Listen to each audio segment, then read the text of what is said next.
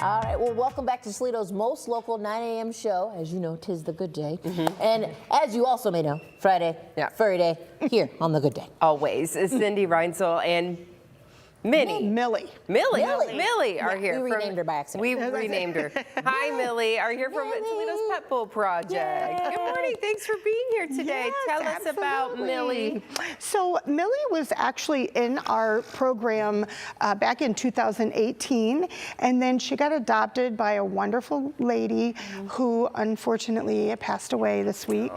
And so Millie is back with us, and she's gonna she's all up to date on all of her stuff. She loves other dogs and people. Look at how she's sweet. She likes to be, you like to be on TV. Yeah, I think she likes to be held. She's too. like, oh, she does. She's a really good girl. So we're gonna spend a little time with her, make sure she's ready to go to a new home. Yeah, that's got to be a little traumatic, right? You know, to be in a home for so long and to have your owner who loves you so much and suddenly have that, you know, taken away. And it's tough because we never know, right? I mean, we never know what's going to happen, or you know. So you try to find a dog that's the best fit for you, being age, breed, and all of those. But you just never know. Yeah, all of us never know.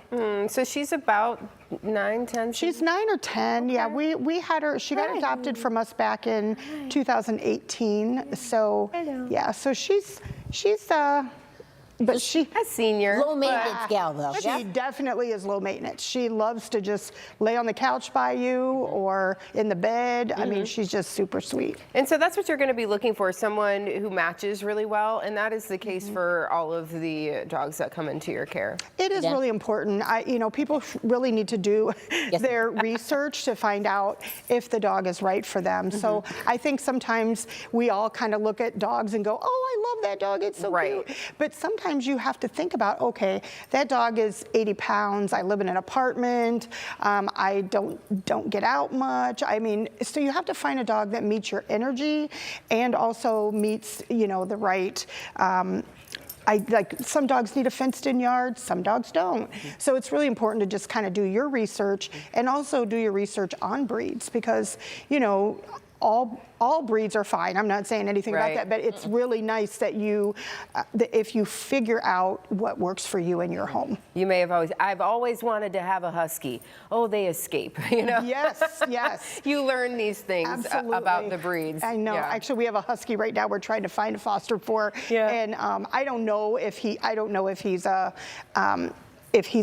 jumper or not, but his family is in their 90s, and they're going into assisted living, and you know, he's never been real socialized, so he's just, so it's really tough, but you have to find the right spot. I feel like this is an obvious question because it could be very go-to in terms of, okay, well, I live in an apartment, but I love my 80-pound dogs.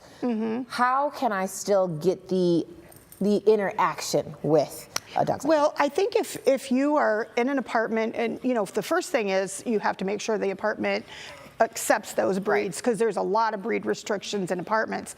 But if everything else checks out okay, and you're an active person that you can get out and walk with the dog all the time, and also if you're in an apartment, you want to make sure you don't get an excessive barker, so your neighbors hate you because, because you're gone at work all day and the dog is barking. So, and we see all of that. We see dogs that come to us because of that reason. Oh, well, my neighbors are complaining because he barks, and if I put him in the crate, he hurts himself. And so I think it's more, you know, I'm not saying that you can't have an 80-pound dog if you're in an apartment. It's just going to matter. Maybe it's an older dog that's more laid back and used to just sort of laying around. Cindy, I was trying to segue us into volunteering for Toledo's Pet Bull.